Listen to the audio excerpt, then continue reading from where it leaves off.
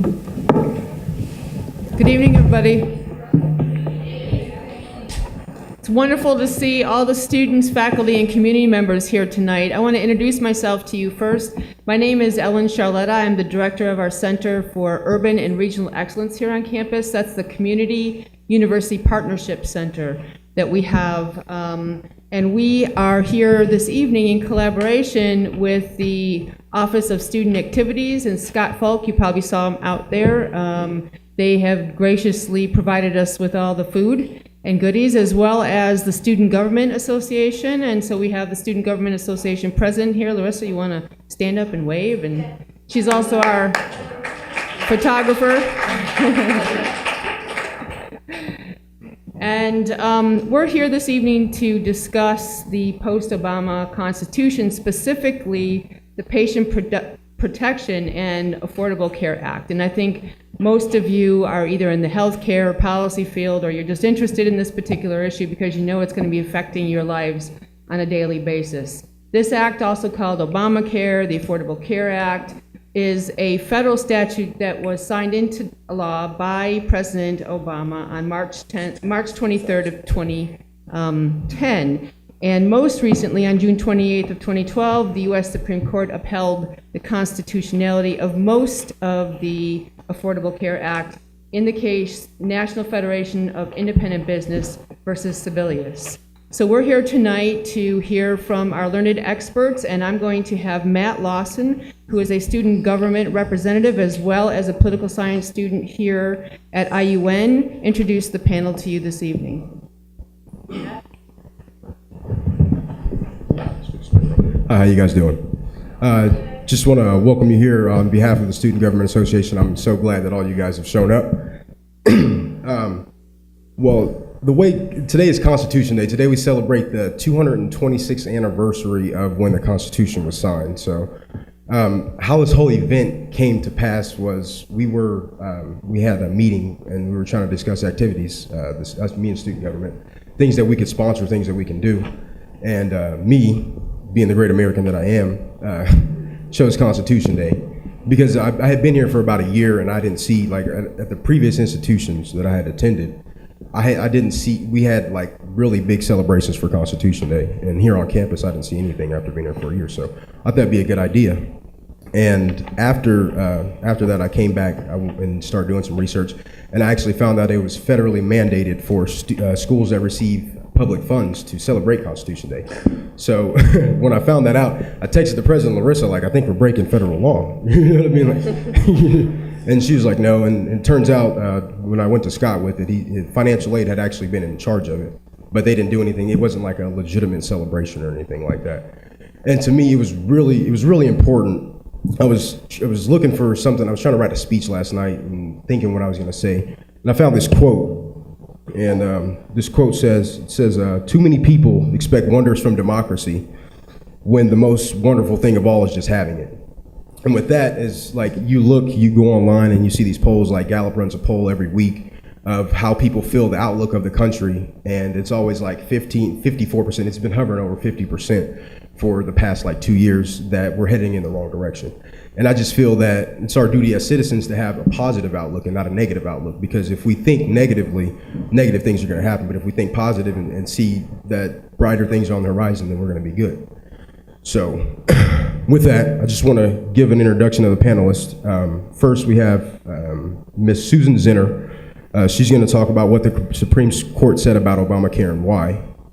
Ms. Zinner, she obtained a BA in English Literature from Bellarmine College in Louisville, Kentucky, a master's degree in journalism from Northwestern University in Evanston, Illinois. She also has a master's degree in health administration from Washington University in St. Louis. She has a law degree, I'm sorry. She's been in SPIA for 5 years. She's currently an associate professor here on campus. She teaches law, ethics, and health administration. Our second speaker is Professor Samuel Flint. He's going to talk about Indiana loses if it refuses to expand Medicaid. And Mr. Flint is an associate professor here on campus and associate director of public and environment affairs. He's the associate director of SPIA, I'm sorry. He teaches undergraduate courses in health policy, health economics, children's access to care under Medicaid programs. Since joining SPIA, he has testified in federal courts in Illinois, Oklahoma, and Florida. And last but not least, we have State Representative Charlie Brown. He's current state representative in the Indiana State Representatives. He grew up in Philadelphia. He moved to Gary, Indiana after completing his undergraduate studies in education at, I believe it's Cheney State Teachers College, now Cheney University in Cheney, Pennsylvania. State Representative Brown served as an educator in the Gary Community School Corporation from 1961 to 68. I remember him telling me that I was actually speaking at the Indiana Black Legislative Caucus about a week ago, and he said back in that time that school district was actually the highest paid school district in the country, which I thought was pretty crazy, seen in his current state. But following his work in municipal government, Rep. Brown assumed the duties of CEO of the Gary Community Mental Health Center from 1988 to 1993. So we're going to talk about healthcare, and I'm going to turn it back over to Dr. Charlotta, I believe. Thank you, guys. Thank you, Ben. The way we're going to structure the conversation tonight is to have each of the presenters present for approximately 10 minutes, and then we're going to have an open discussion, question and answer after that. As you notice, there's microphones here at the front, so we'll be able to take questions. We just ask that you would come up and get in line to ask your questions afterwards, okay? And we'll start with Dr. Zinner, professor in the School of Public and Environmental Affairs.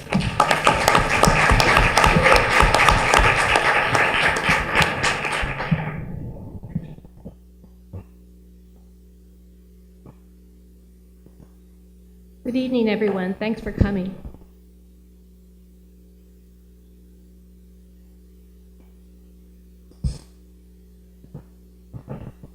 Okay, I'm going to begin tonight. We're going to talk about what the Supreme Court said. Now, this was a very complex court decision. It's a very long case. I'm going to just summarize it very briefly so we know, to give us a little context as we have this discussion.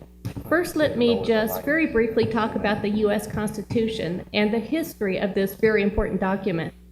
So the Constitution was written in 1787, just a few years after the founding of this country.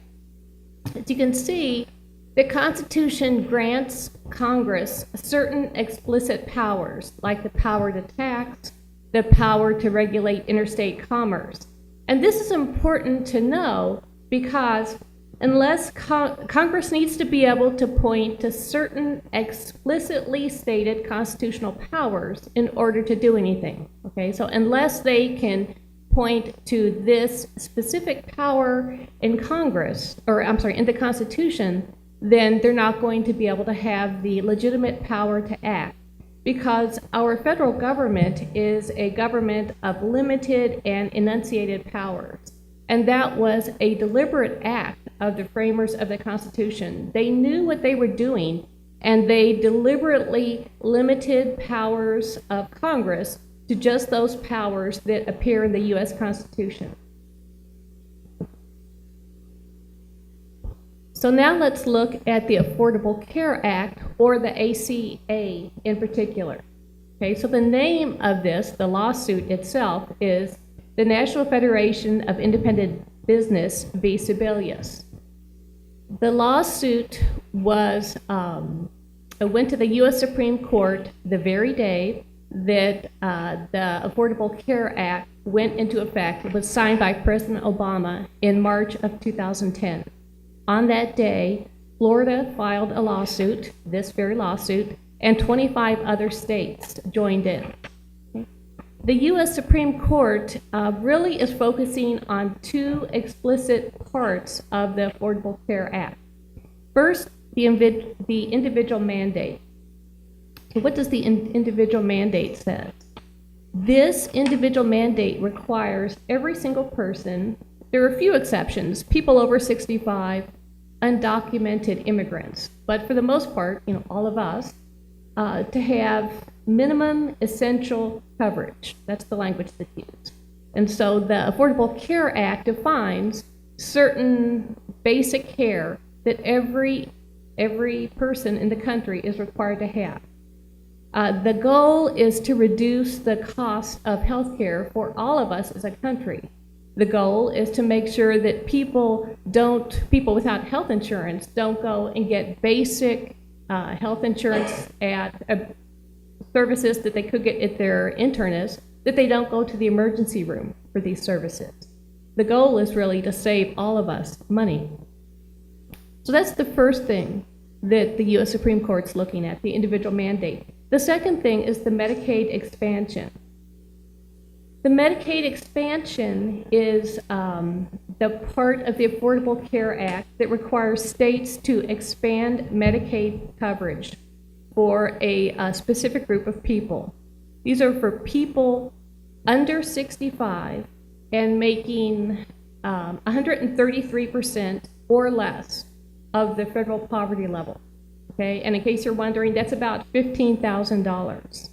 This was really groundbreaking because most of the insurance coverage, like Medicaid, for poor people didn't include adults who didn't have dependents. Okay, so this is dramatically going to expand insurance coverage in the U.S.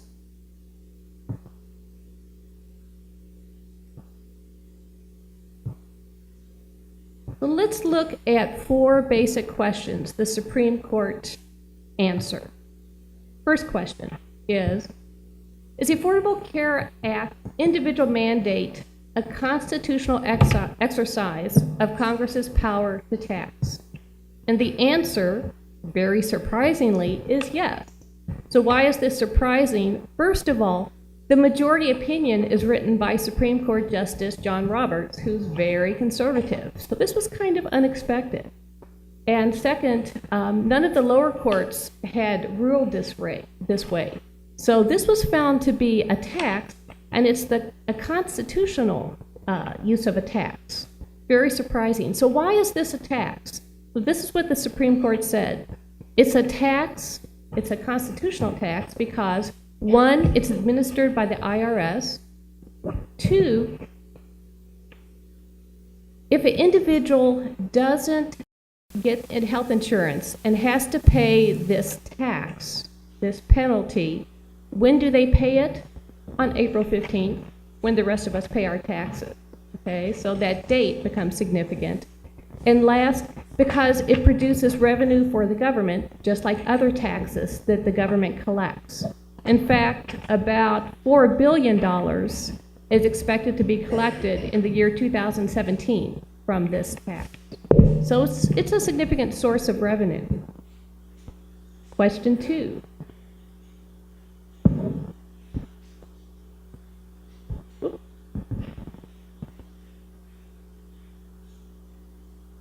Is the Affordable Care Act's individual mandate a constitutional exercise of the Commerce Clause? The Commerce Clause is the ability of Congress to regulate interstate commerce, and the Necessary and Proper Clause. This is the ability to do anything that's necessary and proper to achieve some constitutional purpose. And the answer is no. Okay, the reason is Congress is allowed, the Supreme Court said, to regulate commerce, but if they were to go along with the Affordable Care Act's plan, the Affordable Care Act is requiring something from scratch. You only regulate something that's already existing, the Supreme Court said. This is creating something new that didn't exist previously. The framers, according to the U.S. Supreme Court, knew the difference between doing something and doing nothing. To the Supreme Court, this is doing something new when nothing existed before. This is not regulation. This would be something new. Therefore, it's not acceptable, not constitutional.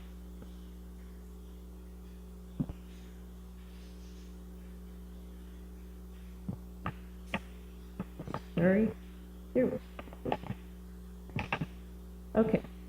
Is the individual mandate a tax? The court said yes, which is kind of interesting because the language in the Affordable Care Act is penalty.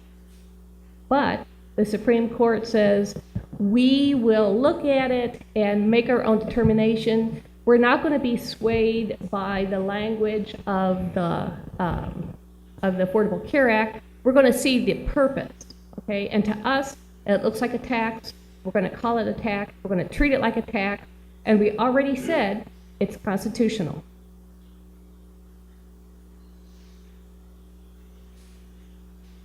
Okay, and the fourth question is, this is an issue under the spending power in the U.S. Constitution. Does the Medicaid expansion violate the Constitution by harming states too much if they don't want to expand their current Medicaid programs? The way all these people are going to be covered is states will expand their existing Medicaid programs to cover all those people I mentioned, 65 and under, who are at 133% of the poverty level and below. And the court said this is unconstitutional. The reason is that states, the Supreme Court said, would be harmed because it's too dramatic a thing for the states to have up to 10% of their budget withheld. That's the penalty. They could have 10% of their budget, that's the Medicaid portion of a state's budget in some cases, if they don't want to participate. The government tried to argue that they're just trying to modify the existing program of Medicaid in each state. But the federal government said, no, the Supreme Court said, no, we just find that the penalty is too significant. States could not have anticipated that the government was going to play around with their Medicaid program so dramatically. They don't get the chance to comment, to amend the way they would want. So we're going to say that this is unconstitutional. So the Medicaid expansion is unconstitutional.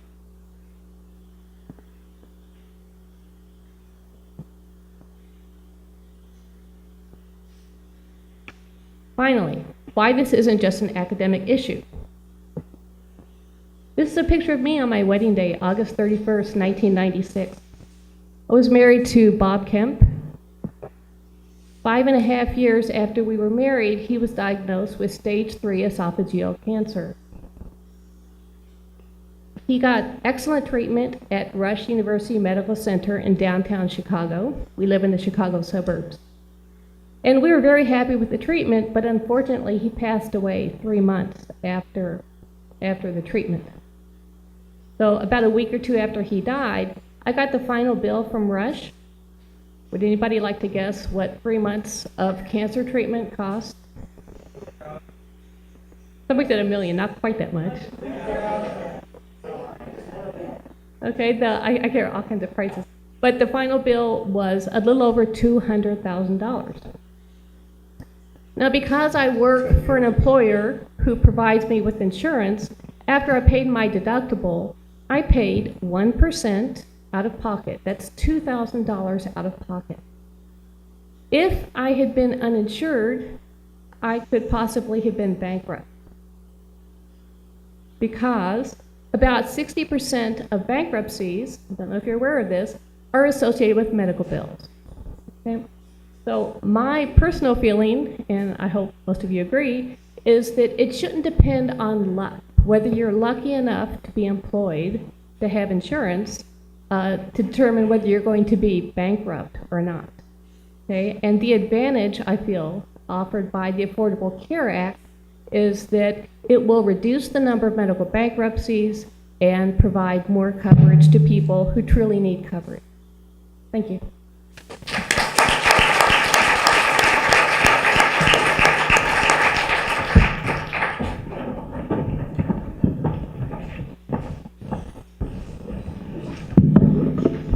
And our next speaker is going to be Dr. Samuel Flint, and he's going to talk about why Indiana loses if they deny the Medicaid money, or the Medicaid expansion, rather.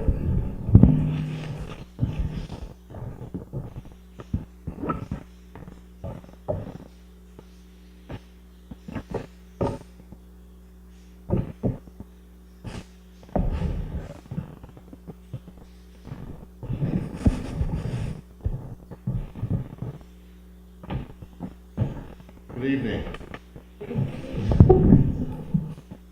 Can you hear my voice back there? Raise your hand if you can hear. Okay. I like to walk around. I'm here. What's that? Hey, all right. I'm here to make you angry. I'm here to make you angry with the information that I'm about to present. Dr. Zinner, okay. I need to be closer. Yeah, the lights are, here we go. Yeah, Dr. Zinner explained the Supreme Court issue far better than I. She's an attorney. So let me just go. You can use the mouse on the computer. Be my clicker. Be my clicker. There we go.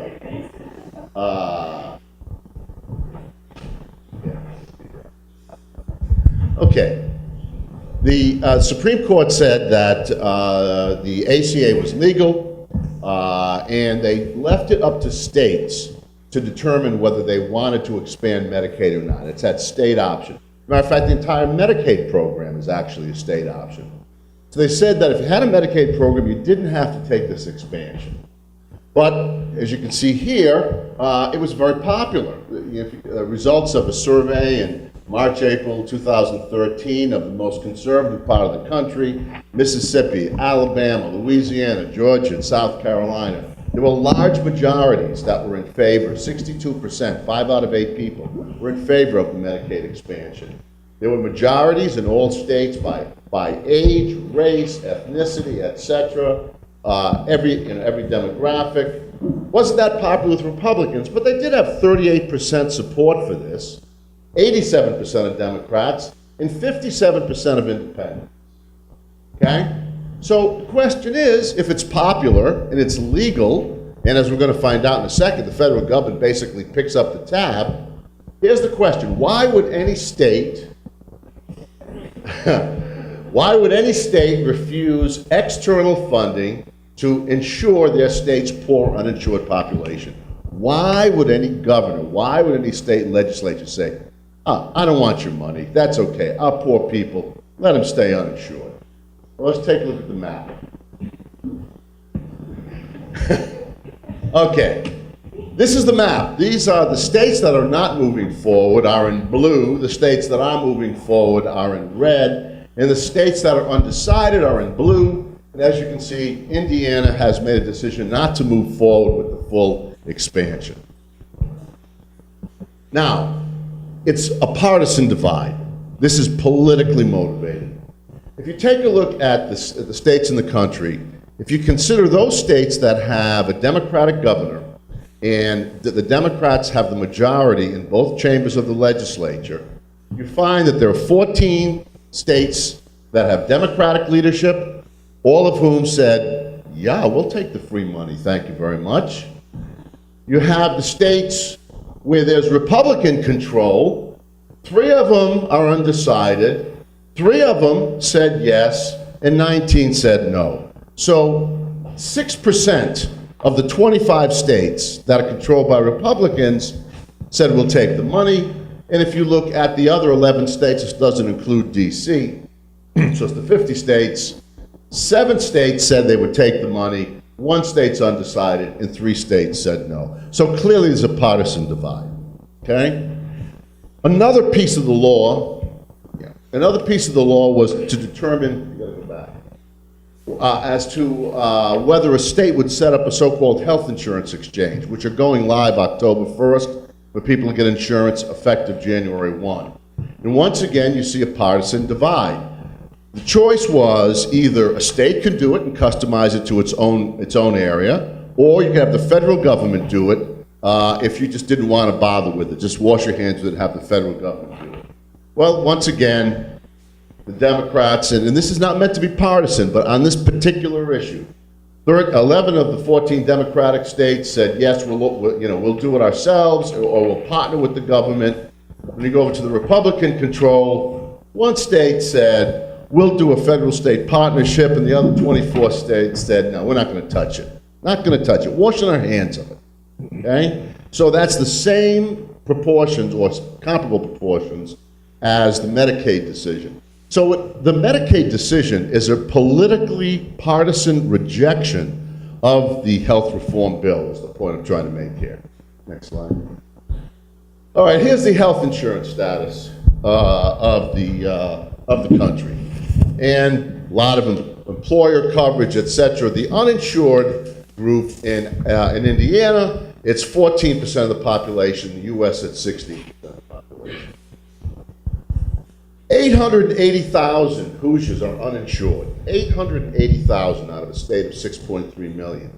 Of that group, 454,000, more than half of them, would be eligible if they accepted federal money to expand Medicaid. Here's Indiana's opportunity. Medicaid coverage for all uninsured adults, because children already have coverage, with incomes up to 138% of the poverty line. The discrepancy between Professor Zinner and I is the law says 133%, but they have disregards. So they say that certain things don't count as your income. So basically, the functional amount is 138% of the federal poverty line, which is $16,000 for an individual approximately, and around $32,000 for a family of 4. The federal share, okay, for the new eligibles, the federal share for the first 3 years is 100%. Every dollar Indiana would spend, if it chose to, on insuring their uninsured poor, where they'd get back from the federal government for the first 3 years. Then it declines to 95%, 94 to 93. In 2020, it goes to 90%, and that's where it stays in perpetuity. There has never been a time when the federal government has reduced the federal share to states under Medicaid since the program was enacted in 1965. They have actually increased it during periods of recession. They've never had it less than that. So what this means is for the next 10 years, when you lump all this together, one Indiana dollar brings in 14 federal dollars for new beneficiaries. 1 for 14. Current Medicaid is the federal government pays 67%, so one Indiana dollar brings in 2. So they're fine with a program where one Indiana dollar brings in $2, but whoa, it's a terrible thing when you have a program with one Indiana dollar bringing in 14. What does it mean in actual dollars? This is analysis that I got from the Center for Budget and Policy Priorities using Kaiser and Urban. All the data are, anybody in my class knows, whenever I give you data, whenever I hear data, it's got to have a reference. All this is reference, and I have can share that with you. Point is, the next 10 years, the state of Indiana, with no change in its policies, okay, with no change in its eligibility, benefits, reimbursement, et cetera, we will spend $33.4 billion. That's going to be the state share. If we allowed 454,000 people onto the program, it would cost us another $1 billion, 3.2%. Now, there was a study done by Milliman and Robertson, a consulting firm, and some others saying, oh no, you're underestimating. It's not just going to be these new folks that are going to be on. There's going to be a so-called woodwork effect. Folks are going to come out of the woodwork, where the people who were eligible for Medicaid and didn't know it are going to sign up because the individual mandate requiring them to get insurance, and those people only get 67% from the Fed. That's the one Indiana dollar brings in 2 federal dollars. So the Center for Budget and Policy Priorities did an analysis, and they basically said there's about a 4% woodwork cost. So generously, assuming that it's beyond the raw numbers, let's put in this factor. For the next 10 years, Indiana would spend $1.4 billion. The feds would spend $19 billion. So once again, you see that ratio of one Indiana dollar for $14. But as you're going to see, this $1.4 billion would be generated if the state took the expansion through other means. Indiana has something called the Healthy Indiana Plan. And in 2007, when it first began, it was a progressive, innovative idea.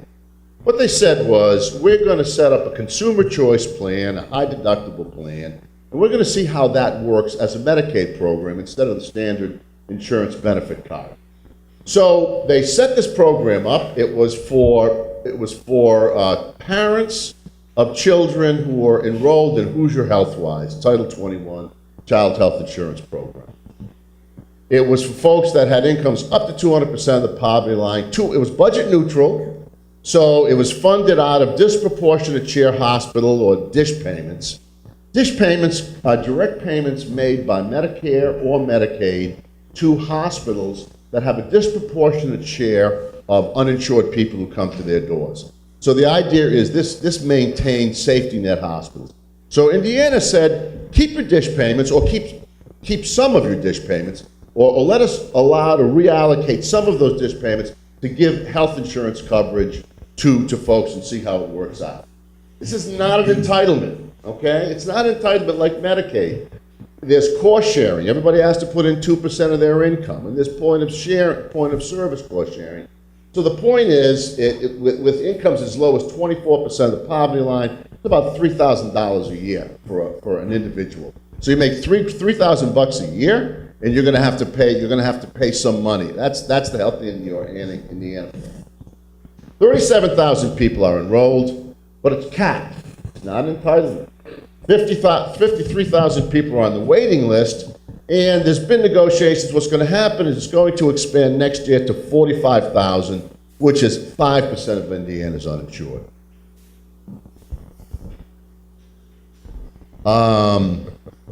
Feds pay 67% of the cost under HIP versus 100% of the cost under the expansion, and beneficiaries receive better benefits with no cost sharing.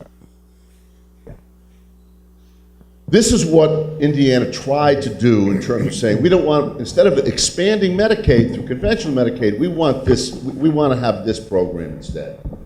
September 3rd, 14 days ago, 2 weeks ago, CMS, the Centers for Medicare and Medicaid, rejected Indiana's request for a 3-year extension, and they said, we're going to give you 1 more year and that's it.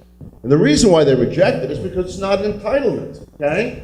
Because partial expansions, including those with caps on enrollment, do not qualify, et cetera, et cetera. So it's not eligible to be expanded. So the question now is, what is the impact of the decision to reject Medicaid expansion on Indiana stakeholders? Who are the winners here? When you see something that doesn't make sense, where some people are gaining something and other people, and other people aren't, who's going to win, who's going to lose? So let's take a look. Start with taxpayers. The influx, that $19 billion over the next 10 years, which will continue, the influx of federal dollars will stimulate the economy and generate jobs.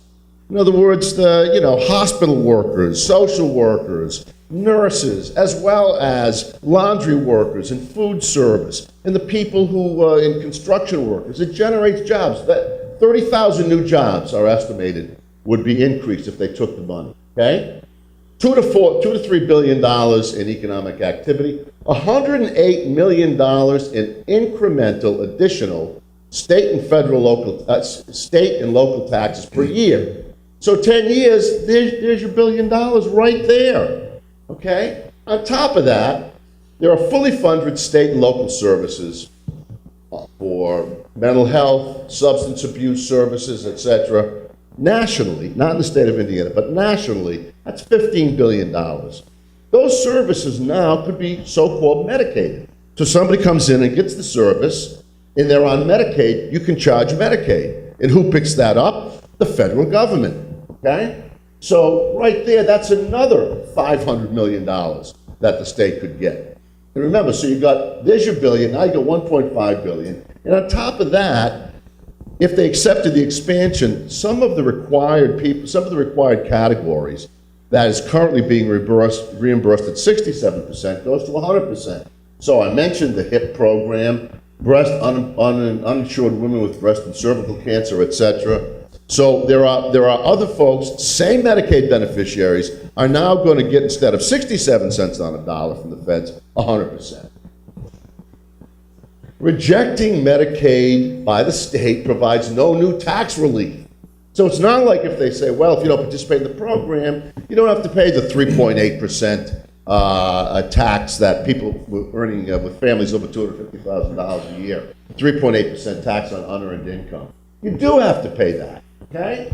So what's happening is that wealthy people in this state are giving money to the federal government, and they're not getting anything back. So the so-called red states are leaving their own poor uninsured, and they're subsidizing the health of poor people in the blue states.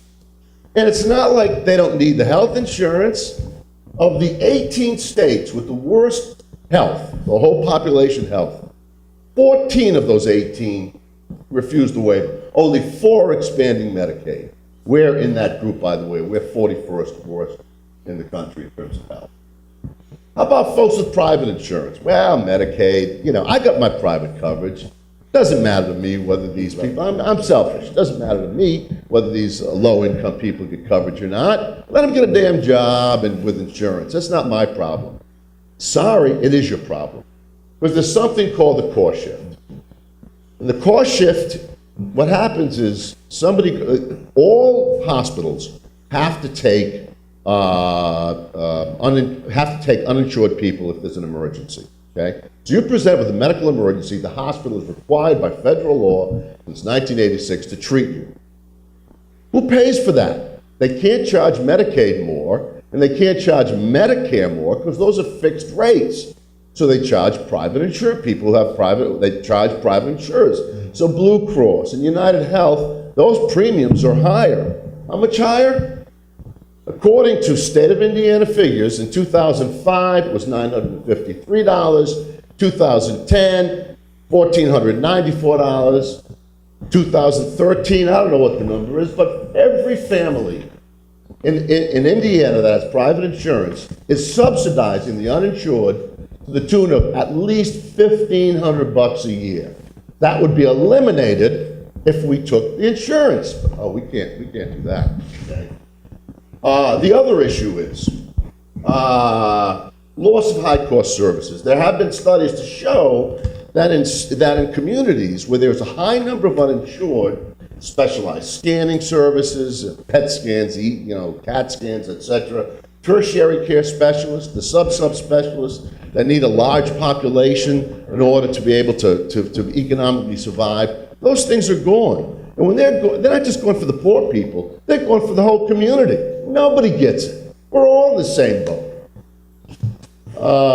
And, by the way, Representative Brown has been working very hard to get a trauma center and pediatric intensive care units in the 6-county area, 844,000 people. No trauma center, no pediatric intensive care unit. And what's going to happen when hospitals get hit with more uninsured people because we refuse to take it and the dish payments are declining? This morning in the newspaper I read they're going to drop $500 to $600 million this year. And they're going to keep declining. And the reason for it is you don't have to give disproportionate share payments if you have an insured population.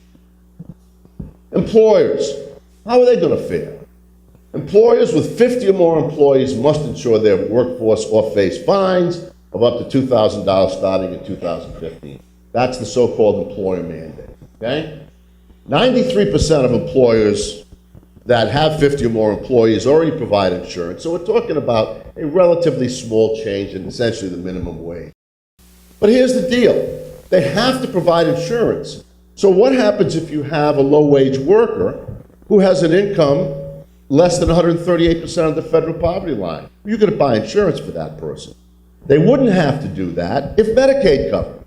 So we're harming businesses. We're increasing the cost of doing business in the state of Indiana because we dug in our heels and we're not taking federal money. Not to mention the fact that we'd have a more productive, healthier workforce with less absenteeism. Just putting that aside, the fact that people actually will feel better. Private health insurers, Medicaid managed care, 80% of the people on Medicaid in the state of Indiana and CHIP Title 21, Hoosier Health-wise, are covered under a managed care plan.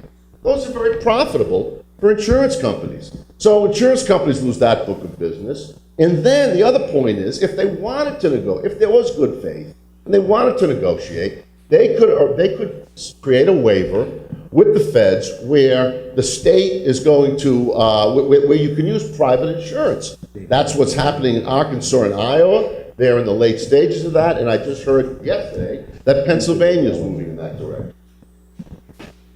Low-income uninsured adults, what's going to happen to them? We know what's going to happen to them because there have been experiments. We've seen what happens in side-by-side states where there is where adults are covered and not covered. The death rate goes up by 6.1%. Estimates between 460 and 510, depending upon who you read. About 500 adult Hoosiers will die each year because they don't have health insurance. We're killing people by saying no. Okay? We're killing people.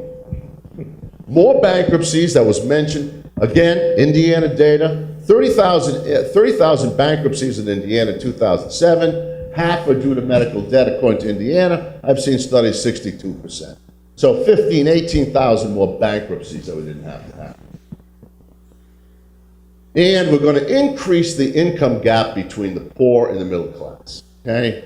Vertical inequity, horizontal inequity. What does this mean? The law, the ACA provides no subsidies to purchase private coverage for individuals and families with incomes less than 100% of the federal poverty line. Because the assumption was that every state was going to take Medicaid, they'd be covered by Medicaid. So that wasn't part of the law. And you've got another situation where anytime there's a major law like this, as things develop, as there are mistakes that are made, unanticipated, unintended consequences. So you go back the next Congress, the next year for something called cleanup legislation. It happens every time with every big, but you can't do cleanup legislation here because the Republicans are going to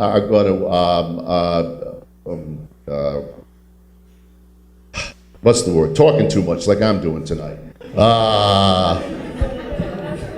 Filibuster. They'll filibuster it. So the point is, the poor get no assistance, but you can have families of four making up to $94,000. So think about that. You have one family making $15,000 a year. They get no federal help. You have another family making $90,000 a year. They're getting federal assistance. It's crazy. Uninsured children. Again, the law really targets adults, but 2/3 of the uninsured children are actually eligible for Medicaid and CHIP, but they're unenrolled. So the individual mandate would create a turnstile where everybody goes, oh, my kids are eligible for this. That's not going to happen anymore because they're not covered, and low-income people are exempted from the fine. Go ahead. Angry yet? I hope so. Let Governor Pence and the Indiana legislature know that we all depend on Medicaid. It's not just for the poor, okay? We depend on Medicaid to keep rural hospitals, inner-city hospitals, teaching hospitals, academic medical centers, keep them solvent, so they can continue to produce high-cost services that everyone needs. We want to reduce the cost shift paid by the privately insured, that $1,500 a year. We want to substitute federal dollars for state and locally funded funds for drug treatment and mental health. We want to stimulate job growth and extend the state's tax base. We want to reduce the burden for employers required to buy health insurance for low-wage workers. We want to stop the premature and unnecessary death and disability of our neighbors. We want to improve the health status of Indiana's residents from 41st out of 50.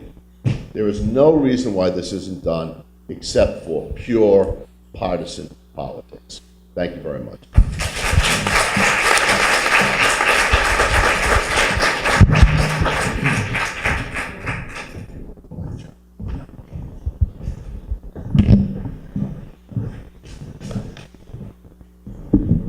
And tonight our final speaker is Steve. Sorry. Oh, is this microphone on? Sorry. Yeah, next is Representative Charlie Brown. He's going to talk about healthcare. Is it a right or is it a privilege?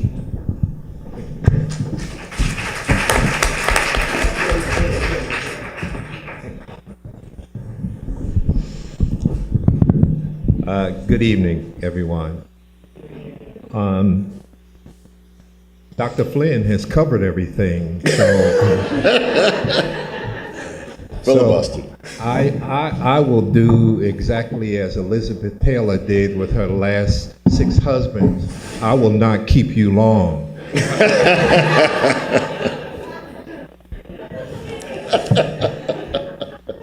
At the beginning of his presentation, he indicated that what he had to present would probably make you mad.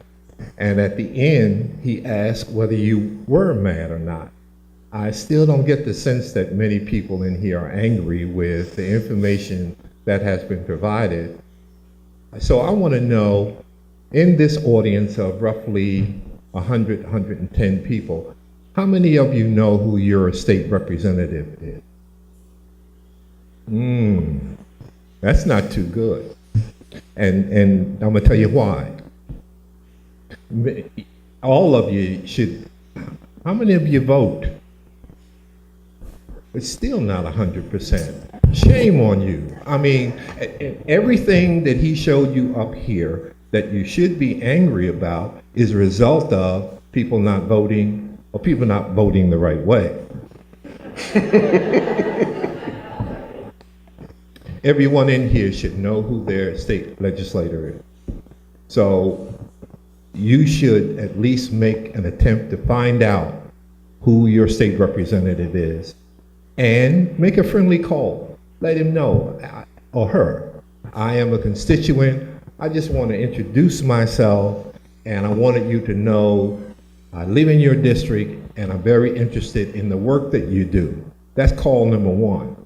Then call number two, you can raise a little hell about how many of them, how many is your state representative among those that are opposed to us expanding Medicaid. You just heard a magnificent presentation on us spending. We have spent hundreds of millions of dollars to Washington, D.C.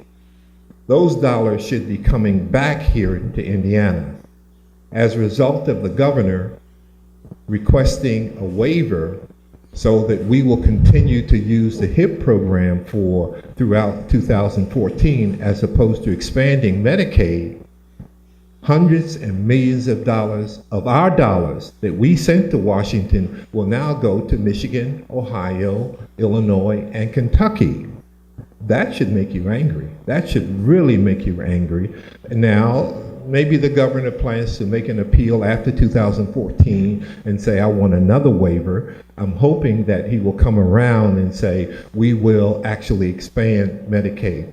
What sense does it make that if we have already, the Indiana Hospital Association commissioned a study by the University of Nebraska that indicated there are over 400,000 people currently in Indiana that are uninsured.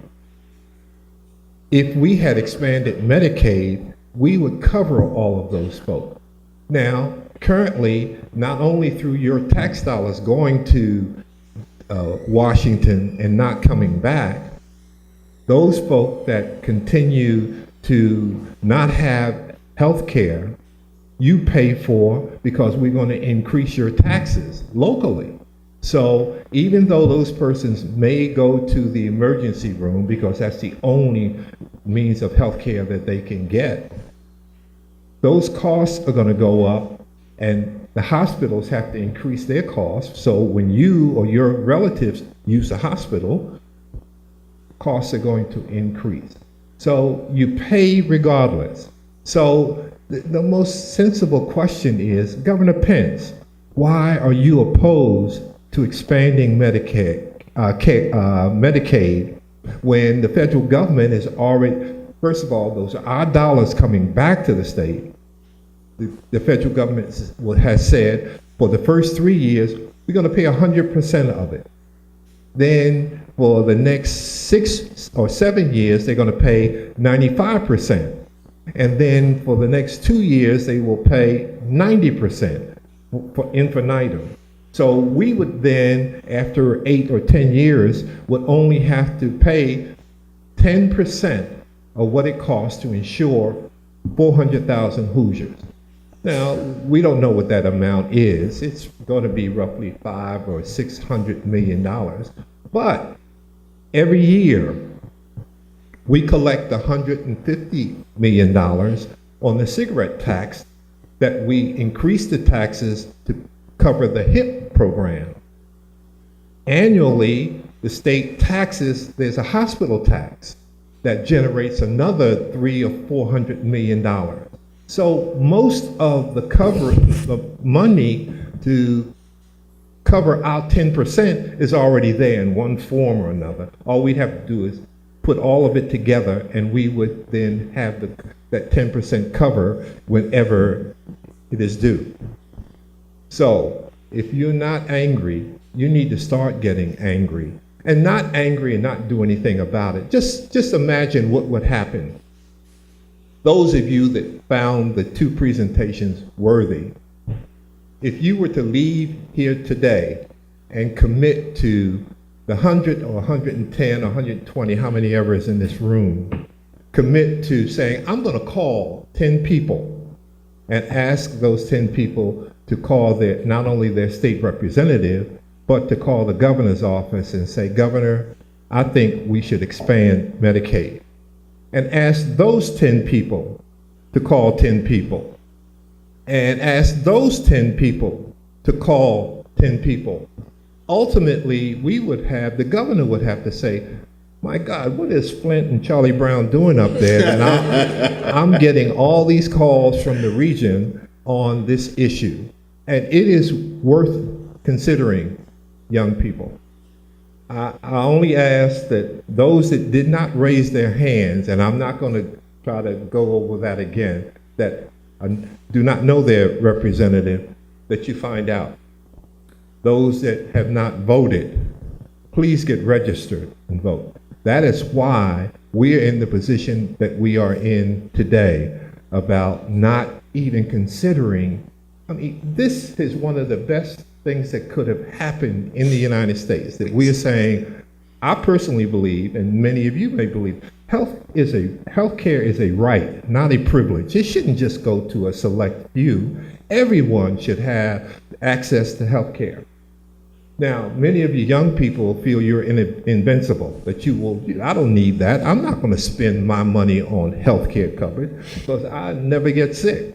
And some of you probably will not. But there will come a day that you will need that blood pressure medication, that cholesterol. I hear some amens out there because some of you know about that already. But we should not, and we take our health for granted. Everyone plans for tomorrow, like they're going to wake up and everything is going to be A-okay. That will not happen every day. Young people are dying today because of some strange diseases or something that it's unfortunate that younger people, if you look in the obituary, you will see, and it's not necessarily through violence, it's because of poor health. So get involved. Get involved. For 6 years running, I introduced legislation that said no smoking in public places. It went for those 6 years, it went absolutely nowhere. And people were curious about what is wrong with you all down there that you would not. That's a good public policy to say that people who smoke should not infringe on other folk by having all that stuff in the atmosphere. Well, very few people know that Indiana is the 6th largest tobacco producing state in the United States. So that's why most of my southern colleagues were adamantly opposed to it, because they're saying, you're going to put my constituents out of work. That's their livelihood. Nonetheless, ultimately, it came down to, as most things, it takes a long time for major pieces of legislation to work its way through both houses of the General Assembly and make its way to the governor's desk. But still, it has a few provisos in there that I still want to work on, because people still can smoke at the casinos, people can still smoke in bars, and they can smoke in private clubs. But nonetheless, we have come a long way. And there's been, surprisingly, a number of people that have applauded the fact that we now have joined many other states, in fact 37, maybe up to 40 now, states that have a similar law that says you cannot smoke in public places. On down to the fact that currently we lose a lot of money here in the region because many people that have commercial insurance say, I'm going to go over into Illinois to the University of Chicago or to Northwestern because I feel that I will get a better service and better care over there, which isn't true. We have some magnificent hospitals right here in the area. We have right here a medical school that now, before last year, the students only went here for 2 years, and then they had to go to Indianapolis to complete their medical education. Last year's class, last September, was the first class that is now allowing the students to stay here for all 4 years of their medical education, which means then that many of them may decide to stay in the region since we're so there's such a doctor shortage. They may stay here in the region to provide that health care.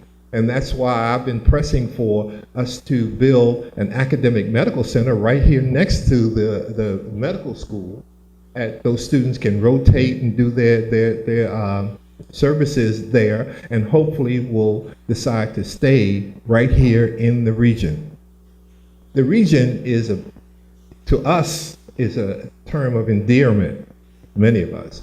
But when I get down to Indianapolis and my colleagues from the South and farther, it's got a negative connotation because they only know of the region as a place where elected officials go to jail, where the dead vote, where a whole lot of killing goes on. That's how they perceive us in other parts of the state. And we need to turn that around. We can start it by you being a part of this new wave of saying to elected officials, enough is enough. You got to do what is right, not what it is expedient. Don't get caught out there in doing the wrong things and not protecting my right. That's why I have to encourage people. Everybody that is 18 and older should be running to the polls every 2 years when there's some kind of election. That's the only way we're going to become a stable community and have a good quality of life for you today and your children and your relatives tomorrow. This Affordable Care Act,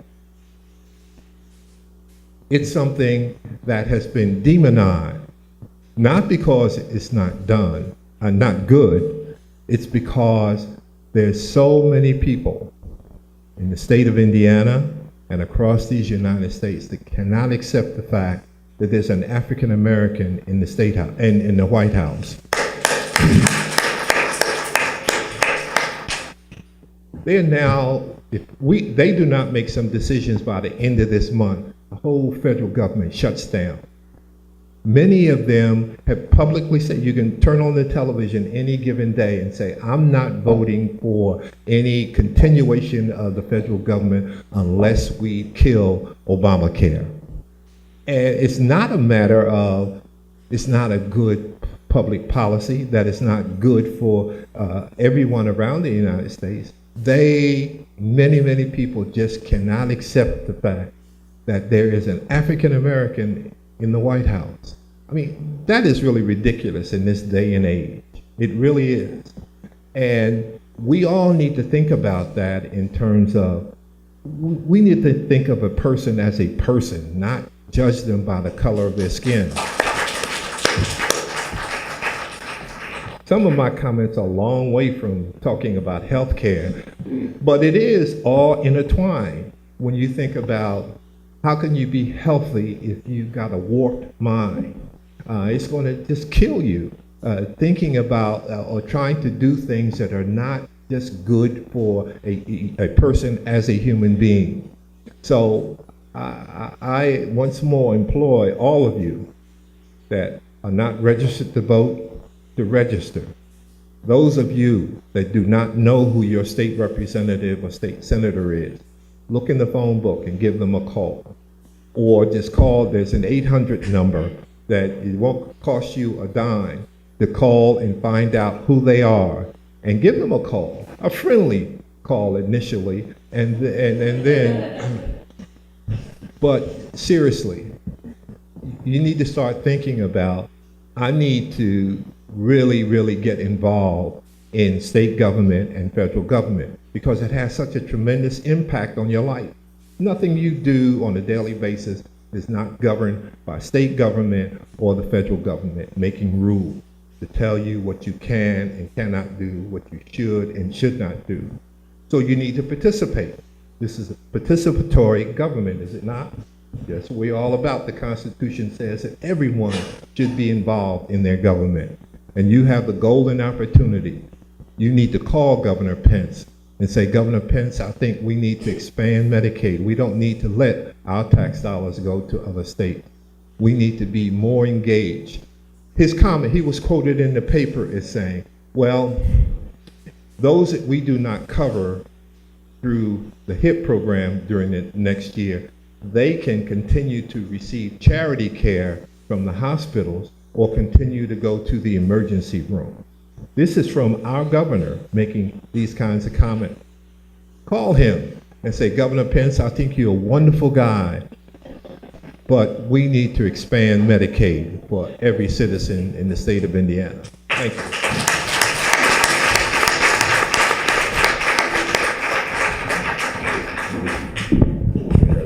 I just want to thank all three of the panelists, Dr. Flint, Representative Charlie Brown, and Ms. Zinner, for coming out and speaking to you guys. Now we're going to open it up for a question and answer. Does anybody in the crowd have any questions that they would like to ask any of the panelists? Come down to the mic. We have Ava. Okay, Ava.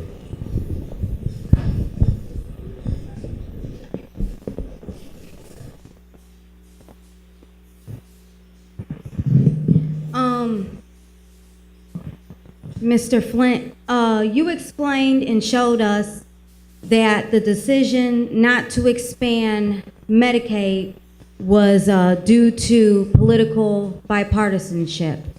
How would our representatives benefit from opposing Medicaid expansion? An excellent question.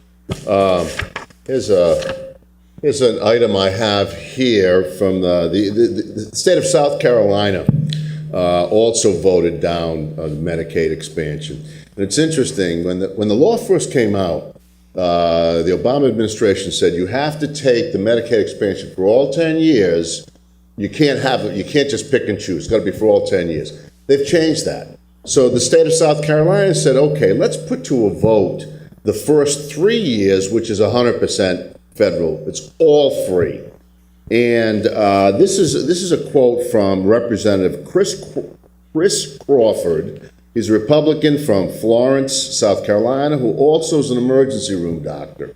And here's what, and he, by the way, as an ER doc, sees the uninsured coming in. He said the Medicaid law, 5 weeks before he said this, said the Medicaid expansion would be a good idea. Here's the quote, and this dovetails precisely with Representative Brown. Quote, "It is good politics to oppose the black guy in the White House right now, especially for the Republican Party. And even though it's popular in his state, and even though he said it was a good idea, he voted with the majority of Republicans and voted it down." This is a program that's designed by a black man, which will benefit supposedly black people and actually communities of color. All non-white populations are disproportionately hurt. It's good politics. Why is it good politics? To align yourself with the racists. I really got to be public about this and say I really believe it's racism. I really do. The beneficiaries are perceived as African Americans and Latinos, etc. The 3 days, the governor, Nikki Haley of South Carolina, gave a speech and said, and when they asked her, they said about what her position was on expanding it for 3 years, for the free 3 years. And she said, we're not going to expand Medicaid my term, and we're not going to expand Medicaid ever. And it's interesting because it was 3 days after the 50th anniversary of Governor George Wallace in Alabama, and I lived in Alabama.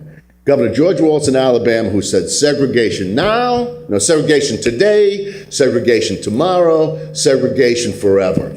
And you tell me, you know, not now, not ever. I honestly believe that it is so economically irrational to small employers and people that have private coverage that I just think it comes down to America still has not gotten over its original sin of slavery and prejudice against black people. That's the cause of it. Would you guys like to speak on that question? No? He did a wonderful job. Okay, does anybody else in the crowd have any questions that they'd like to ask any of the panelists? Question? Yeah, come on up, man.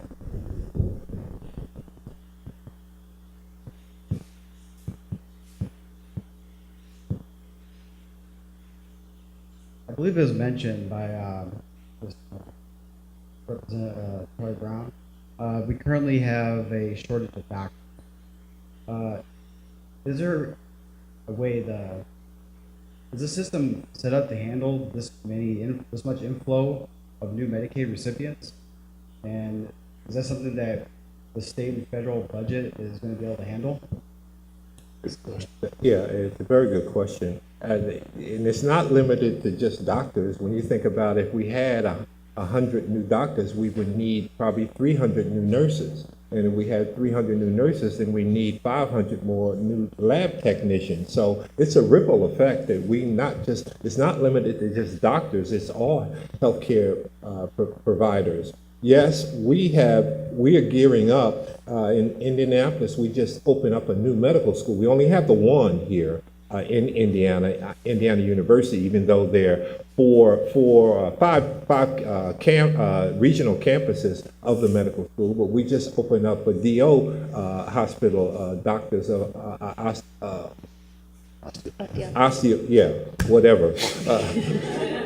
in Indianapolis, and there is a shortage. Now, the shortage is in primary care. We have a wealth of doctors that are specializing, but the real urgency is in primary and family care.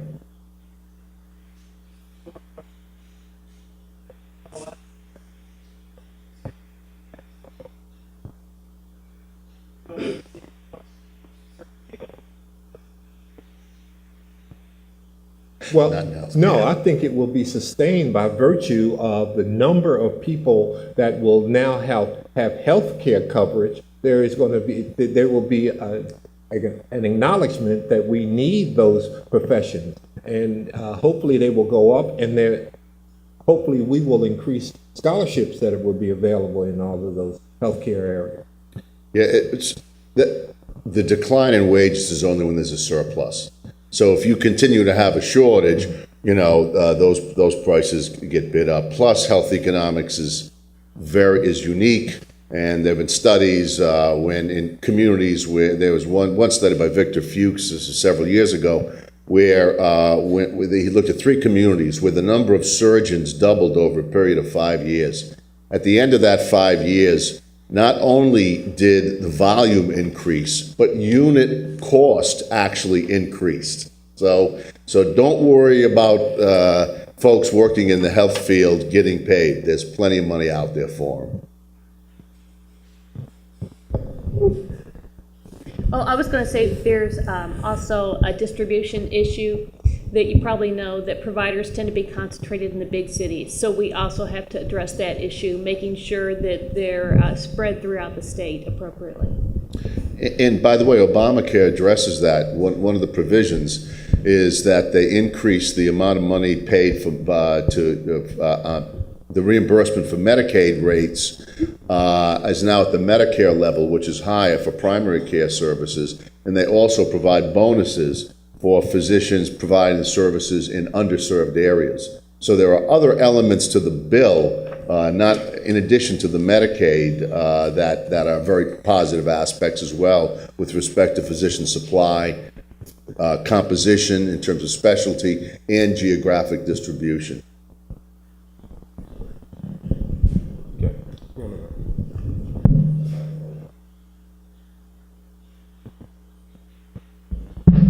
Hi.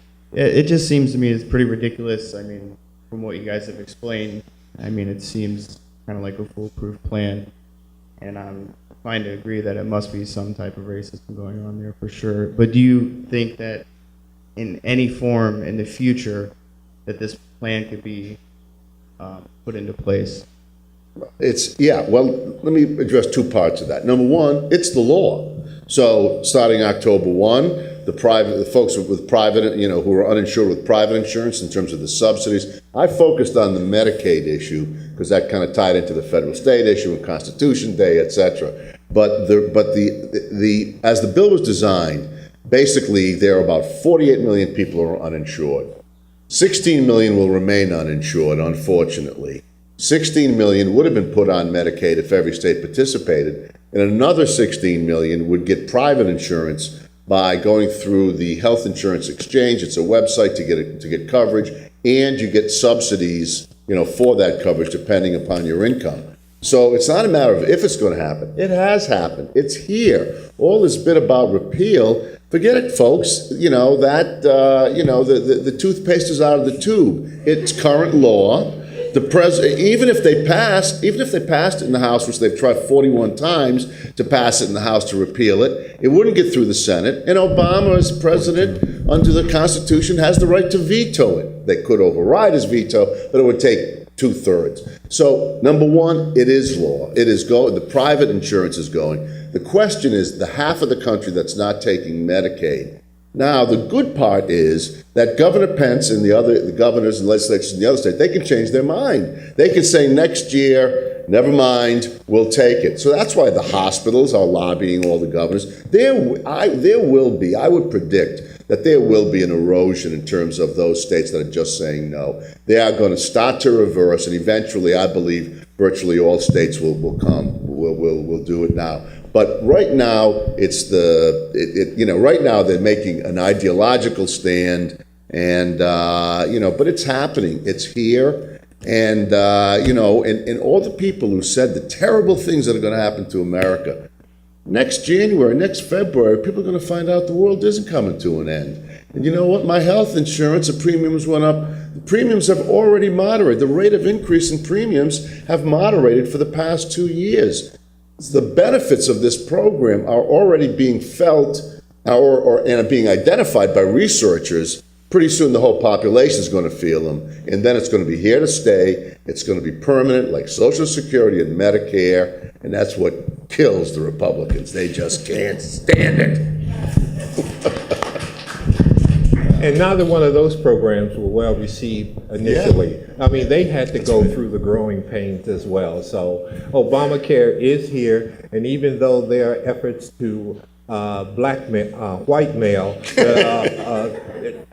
others into saying, I won't vote for the extension of the federal government unless we repeal Obamacare, that's not going to happen. Okay, guys, I'm sorry. I just want to. We're going to take this question, these last three questions, and then I think we're going to close it out. Yeah. No, she's going to go first, but I'm just saying these will be the last three questions just in case anybody came out, so we can get you guys out of here. Two questions. I'll take two of those three. Where is the federal government getting the funds for this? And the second one is there a cutoff date for the states that have decided yet? Do they have time to go back and change their mind, or that's it? They can change their mind. That's why I'm saying I want you to call the governor, call your legislature, because this can be reversed. So it's important to know that. It's not a one-time decision, okay? Where they get the money, it comes from taxes from people, from families earning over $250,000 a year. It comes from the employers who don't cover their employees, paying a $2,000 fine. It comes from individuals and the individual mandate that are buying insurance, that are paying part of the premium, and the government's paying the other part. And the net impact on the federal deficit is that over 10 years, it reduces the deficit by $130 billion. And over 20 years, this bill will reduce the federal deficit by over $1 trillion. So it's a cost, the amount of money it costs for the bill, they have revenue which is actually greater than the amount for the cost of the bill, and it comes from families earning over $250,000 a year and a few other small taxes. I got 3 questions. The first one is, how do you change a culture who's been practicing this way for a long period of time? My second question is, how can you influence the governor's decision? I mean, no, let me take that back. You brought up key important elements, and I noticed in the news you don't hear that. So I was thinking, why isn't our local news or newscaster expressing what's currently going on? You don't see this in the news. So it's just, how do you get those key players to give you that snowball effect in which everything is exposed? Because right now it's only available to us, but how do you get to the masses? Unfortunately, we are captive of the Chicago media market. Now, the local newspapers have printed what the governor's stance is, but yes, that does not get out. And it has to be word of mouth. I mean, if you all would, like I said, everybody here, and by the way, I left a lot of handouts out there, at least 3 or 4 of them out there, for those that may not feel so comfortable talking about healthcare, you haven't been in that sphere. There's some information out there that will assist you in terms of that call to your legislator or your governor on this issue.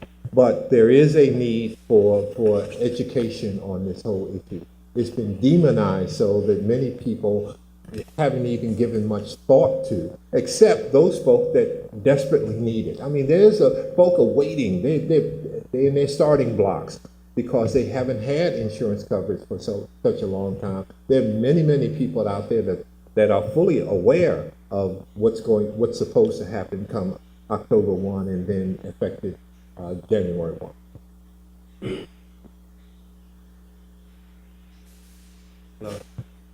I was told that employers will cut down employees' hours to keep from putting the bill on the healthcare insurance. Is that true? And if so, what can they do about it to prevent that from happening? Go ahead. Okay, I'll take that one.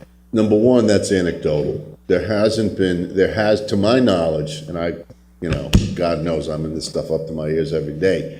To my knowledge, there haven't been any studies to show exactly what's going on. The allegation has been, the issue is, you have to, the employer mandate says you have to provide health insurance for an employee who works 30 hours or more.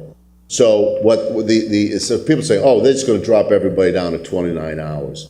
I know that, that in some cases that will be the case, but there are some, Walmart, for instance, has taught, and they're a big employer, but they haven't been providing insurance anyway. They have talked about reducing to 29 hours, but then you've got Starbucks, which is another huge company all over the country, saying they're not going to reduce their hours. They are going to continue to provide health insurance for people, working less than 29 hours. Other examples, for instance, adjunct faculty. We all have every university has a lot of adjunct faculty. There was some ruling made that adjunct faculty are officially now less than 29 hours. Okay, officially now less than 30 hours, and therefore they're not going to have insurance. They didn't have insurance before, so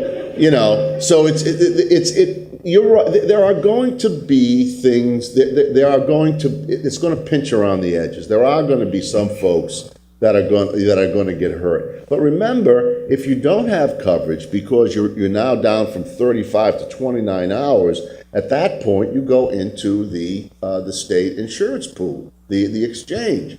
And the exchange, will either get your Medicaid if you're Medicaid eligible, or you'll get insurance with a large subsidy. some of the problem has been the reverse. Recently, some of the unions have been complaining, saying that they want to get their members to get the subsidies, but you can only get the subsidy through the exchange if you're uninsured. So they're saying, drop me down to 29 hours. I'm going to net more money if I can get my insurance that way rather than through my employer with the subsidy. So you're right. It's been in the news. But again, it's one of these things like birth control and funding for abortion. The enemies of this plan pick out little things, little wrinkles that aren't perfect, and they expand them as if everybody is gonna suffer from it. It's like the inheritance tax, the death tax. Oh my God, the death tax. Unless you're getting an inheritance of more than $5 million, you don't pay any tax at all. And if you're getting more than $5 million, it's about time that you kick in some of that money you're getting for free.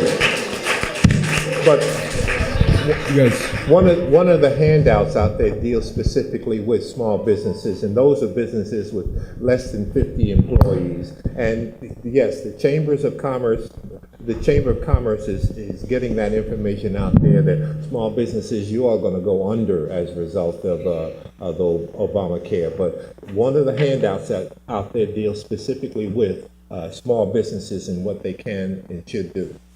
And there's copies of my presentation, an earlier draft of my presentation, if you want some information too, that I didn't see getting picked up. They weren't really hot, they weren't going like hotcakes. Thank you, guys. Once again, I just want to thank you speakers. You guys all put on really great presentations. Thanks for coming out. And thank you all for attending. We've learned some pretty valuable information. Now you guys can go out and have some cake and get a free t-shirt. Thank you. Oh. Yeah. Don't miss out on that t-shirt.